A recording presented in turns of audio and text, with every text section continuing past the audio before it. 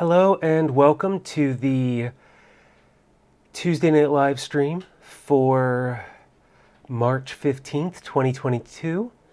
As I settle in to continue covering some of what we've been talking about regarding permaculture design and what to work with. Similar to the piece on focusing on design, this evening I want to discuss the technique trap, which is another side of this. Before I was looking at how we should always come back to our design if we have any questions because of what it will answer for us. Tonight I want to talk about how the technique trap arises and what we can do to kind of step back from that. And if you were wondering or wanted to guess, of course, that's by returning to our design. But before we get into that, of course, let's get you the information that you need if you would like to get in touch with me. Of course, as I shared recently, the website is currently down, as is the podcast, though it looks like getting that back up and running, it was pretty smooth right now. But you can still reach me by email, show@thepermaculturepodcast.com, if you'd like to get in touch. That is still up and running and available, even though the website itself is not. You can also continue to call, text, or WhatsApp 717-827-6266. As with the website being some of those issues and other things, if you would like to get weekly updates and join in the conversation behind the scenes, you can also find the show on Patreon at patreon.com/permaculturepodcast. Now, tonight, as I say, I wanted to get to the idea of focusing on the hierarchy of design. This is something that came together during one of my permaculture design courses and is something that I continue to refer back to and just really enjoy as a way to break down kind of the hierarchy involved in design. And so here's what that is. The hierarchy design starts with the prime directive to take responsibility for our own lives and those of our descendants, and to do it now. The ethics of earth care, people care, and to limit consumption and return of surplus, also known as fair shares. The principles, which you can see in a variety of different places and expressed in different ways, whether you want to look at David Holmgren's 12 Principles of Permaculture, which are right now the most common that I see in conversation, but I'm also a fan. If you look in Toby Hemingway's Gaia's Garden, if I remember right, he has like 14 principles. And those are, I think of principles as these big kind of guiding aphorisms compared to something like the strategies, which are more focused on getting us from these big ideas and funneling down into smaller ones. So, you might have a principle like observe and interact from David Holmgren, but a strategy might be something like slow it, spread it, sink it when it comes to water as ways to capture water. And then finally, all of those other four get us to the techniques that we use on the ground, which are things like a food forest or an herb spiral. You could even think of where we place some of the items in our design as techniques that result from some of these other pieces, like that idea of a Zone 1 garden arises because of zoning and applying the rest of these ideas all in one. But one of the things that I've mentioned before in the past is that for me, swales are the darkness that haunt my soul. And there was a period where swales were a really, really big part of the permaculture conversation and what we should be using. And I received more questions about where to put swales than I think anything else that I've encountered in permaculture. And that's where this thought of techniques and getting caught up in them harkens back to, is that it's easy to see something, even something as ubiquitous in the permaculture conversation is a food forest, is a technique that may not apply in every situation.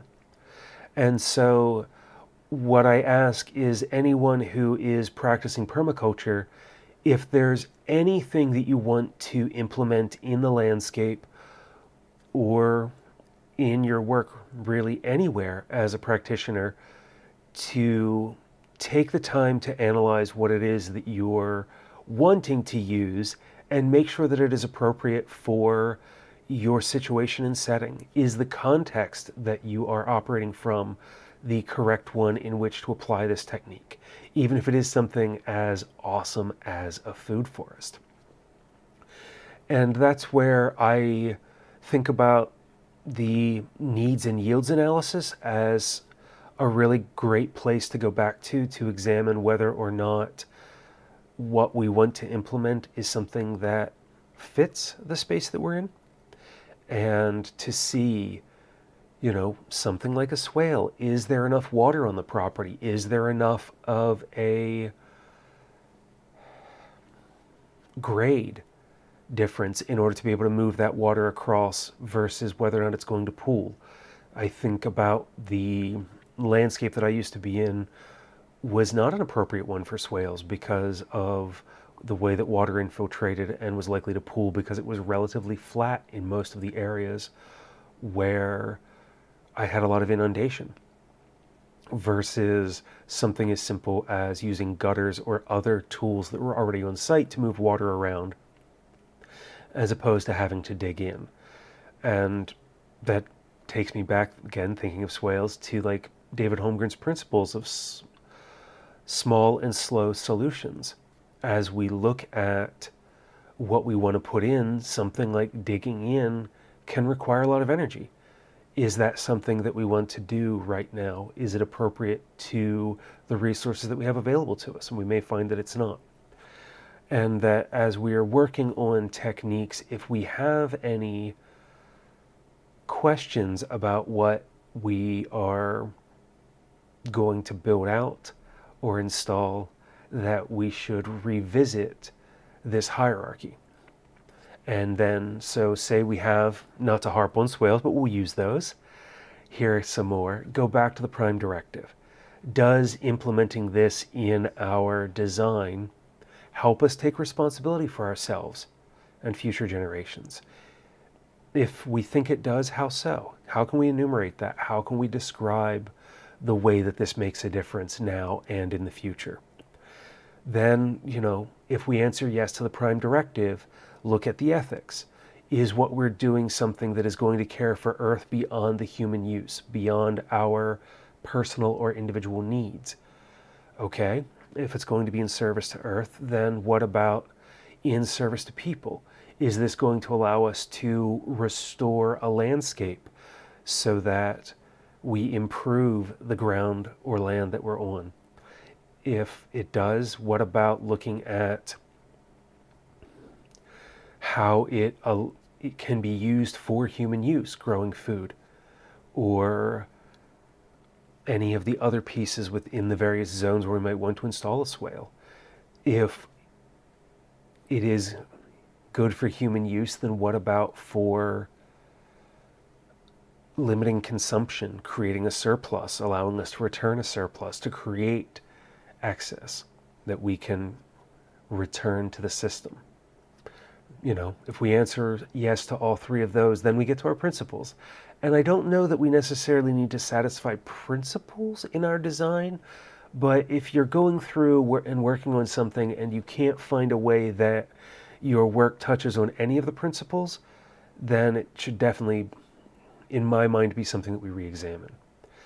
And then, as I say, whether it's David Holmgren's principles or Toby Hemingway's, just to kind of step our way through those principles and go, okay, am I observing and interacting in this implementation? If I am, then, is this a small and slow solution? Is it using and valuing renewable resources? Does it create a yield? And so on. And just work through those, because that again will help us inform the design around a particular technique. And so as we're implementing techniques in this way and working through this hierarchy of design, I also think it's important as we do this to to include any of these techniques in our design. And this makes me think I should do overlays sometime. Ian McHarg, who is like the father of GIS and a lot lot of landscape architecture techniques, wrote a fabulous book, and I can't think of it in the moment, but a lot of, I think it's Design with Nature, Design for Nature. But Ian McHarg's book is one that I really, really recommend. It's not a particularly big book. I think it's less than 200 pages, but walks you through his ideas as a landscape architect in how we can create informational diagrams that are really helpful for determining how we use resources and where we place things, and is something that's informed my thoughts quite a bit when I'm putting together my own design. So I will put that on my future list of live streams, is to walk you through what those look like and how we can use them, because that's an important piece for something like this conversation about techniques, is that we can, using overlays in some of the pieces that McHarg talked about, create, our transparencies or layers in Photoshop or however we want to do, create these items, maybe even as a smart object, that we can draw them once and then move them all throughout our design, just kind of ranging them around to see, okay, I'm thinking of putting this item here, but what if I move it to this other space? What about over here? And it is also an important piece of drawing our diagrams to scale and using that knowledge of scale in order to show how these pieces will fit within our design. And it's where I keep going back to design from that conversation with Rosemary, and some things that I knew and understood but were not at the forefront of my thoughts, is just the importance of continually returning to design as permaculture practitioners, because our design is what will answer just about any question we have.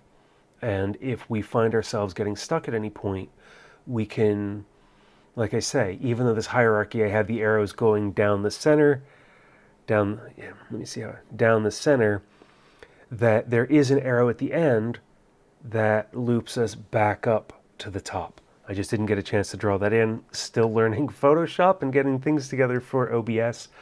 But as we... thank you, Leslie. Design with Nature is the book by Ian McHarg. Yeah, and that's just one that I really recommend because of how much it can help with our understanding of what design can look like and being able to communicate these ideas with others, particularly landscape architects or landscape designers, because this is material that they're going to be familiar with. And the on-the-ground basic tools of learning to do overlays or creating multiple base maps and sketching in what we want to include, and being able to show sun angle and water and all these other pieces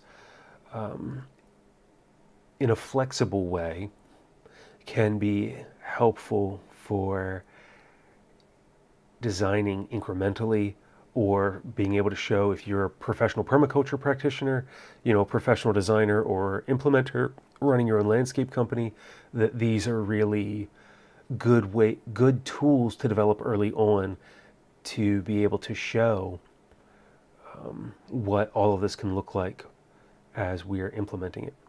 And then also, if we're, as I was reminded when working with a graphic designer recently, by having a knowledge and understanding of this as permaculture designers and looking at this hierarchy of design, one day I will figure out how, yes. But like looking at this hierarchy of design,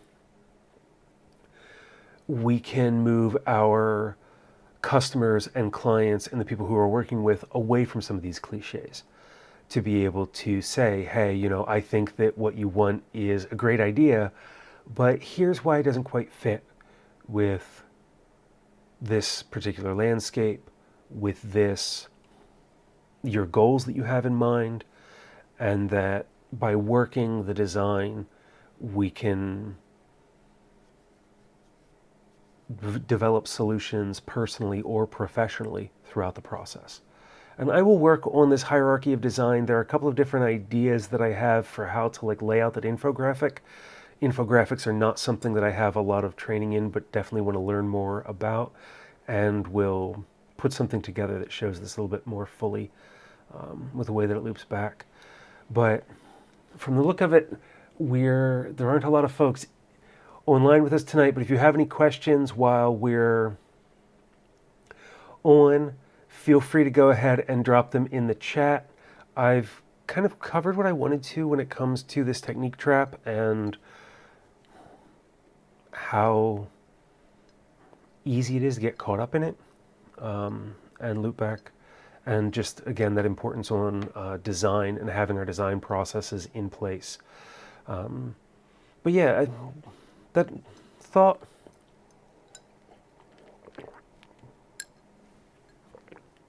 I do find though that it's easy to find a technique that seems really interesting and really like it. I know that, food forests were super huge when I started studying permaculture back in 2010 heavily. And that it was like a food forest in every lot. And then as I went out and started working with permaculture a bit more, even though I think that the food forest is a great aspirational goal, they don't work everywhere. Similar to the conversation about, not every landscape can have all the zones from the zone model within permaculture, that we may not be able to produce or replicate all of the layers of a food forest, depending on where we live. From my own experience getting into issues with height limits for trees, I was not able to plant much of an overstory. And so I was looking at kind of shrinking down the food forest into something shorter and smaller within the place that I was in.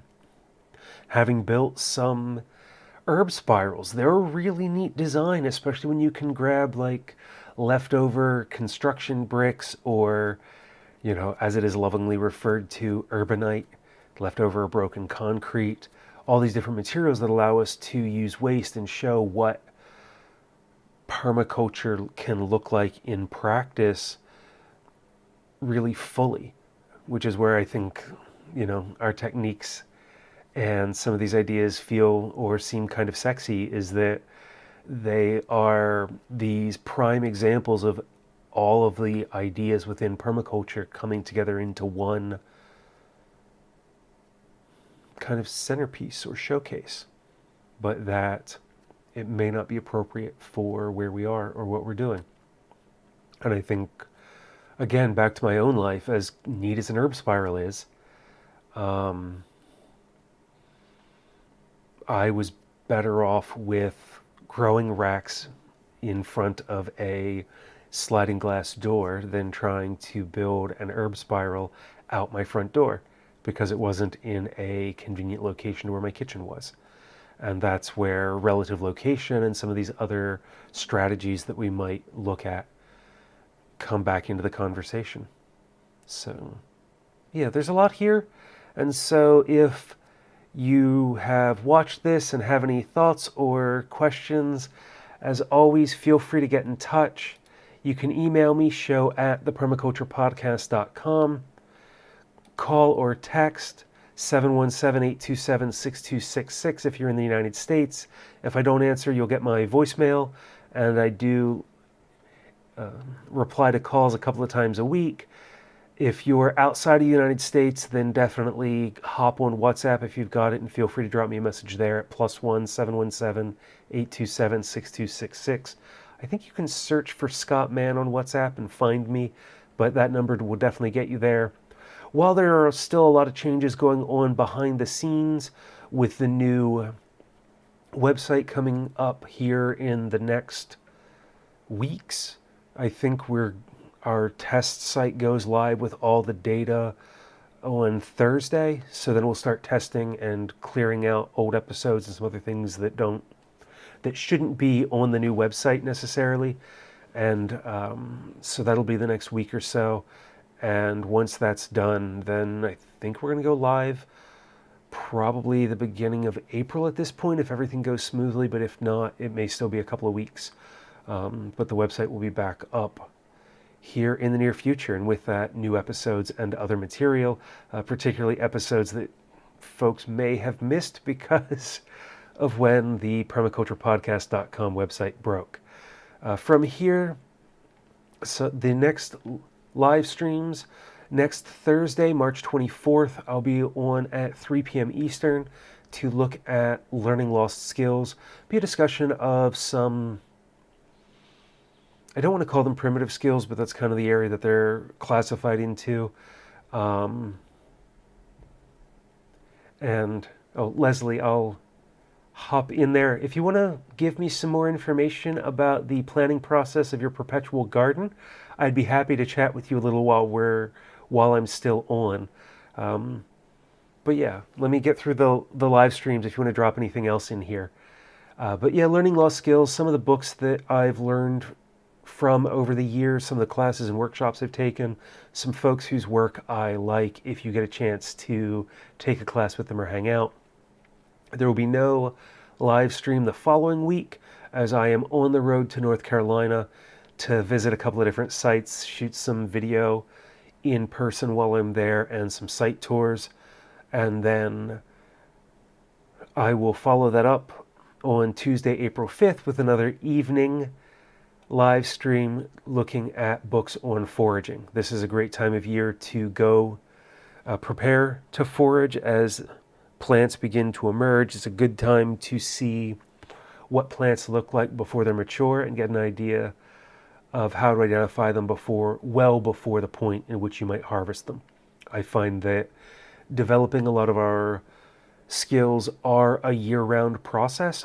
So when it comes to something like foraging, even if you can't harvest something to eat it now, to be out there throughout the year and be looking for those signs.